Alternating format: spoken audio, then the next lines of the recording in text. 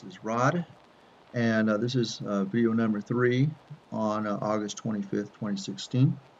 Today we're going to be using JavaScript to create a login system to validate the username and password, create a for loop with the following results. If the username and password match, tell them they are logged in.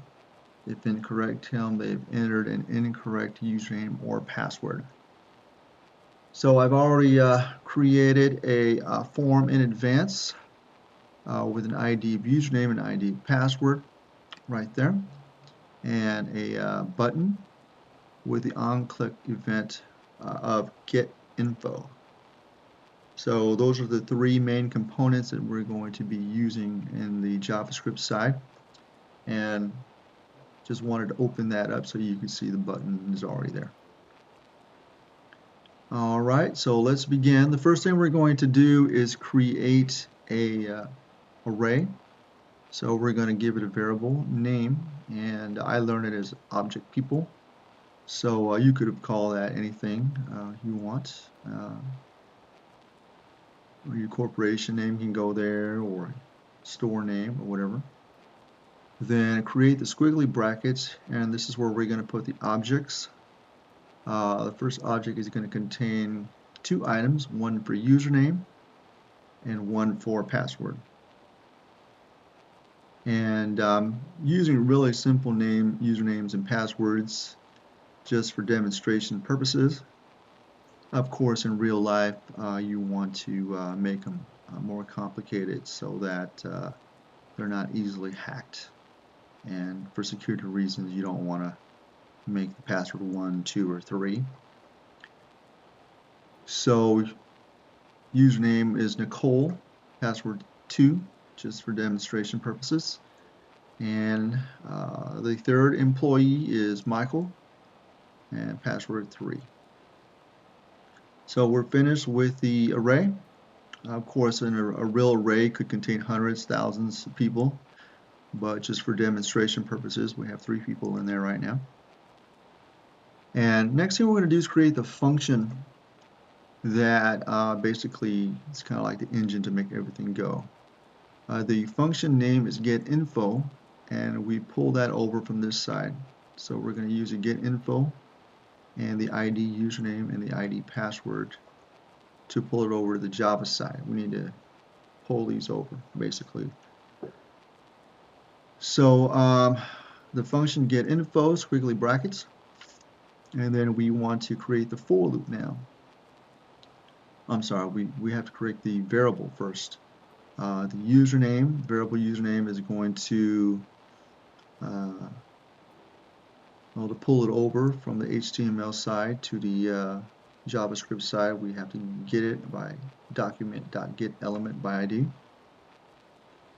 And the same with the password, we have to pull it over, so it's going to be document.getElementById. But this time, instead of username, it's going to be password.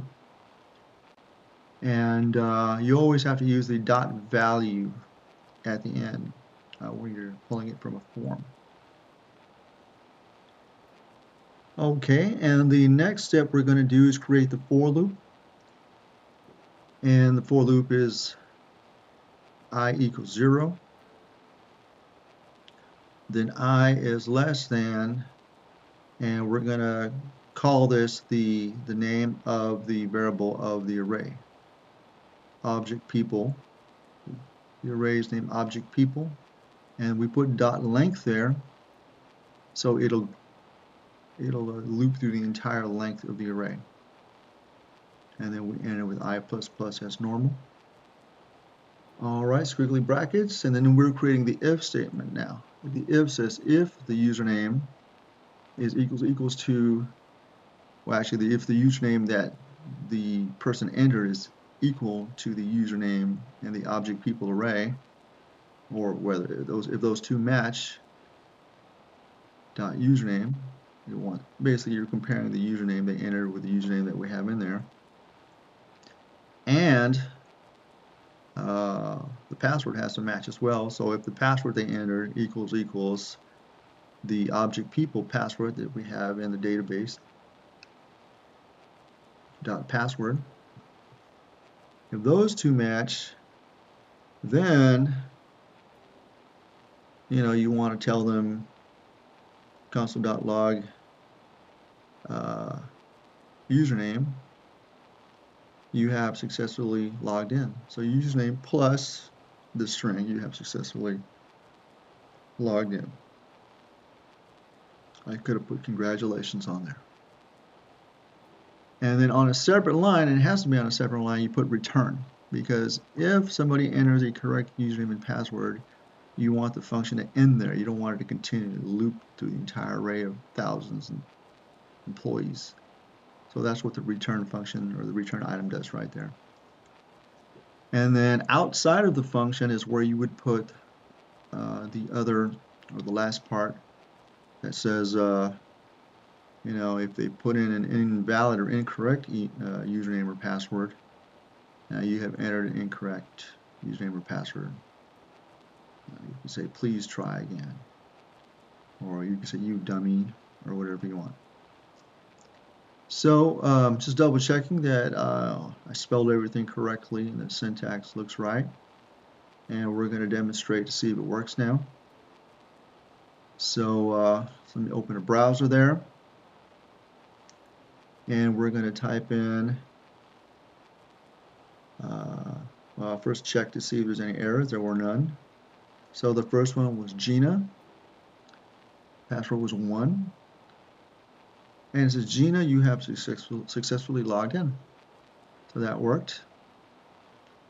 And the next one you're going to type in there is Nicole. And 2. Nicole, you have successfully logged in. And the last person we had put in there was Michael. And Michael is 3. Michael, you have successfully logged in. So it is working. It looped through the array. It compared them. Now let's say Michael put in the wrong password by accident. Let's say instead of 3, he put in 2, and he clicked it. It says you have entered an incorrect username or password. Please try again.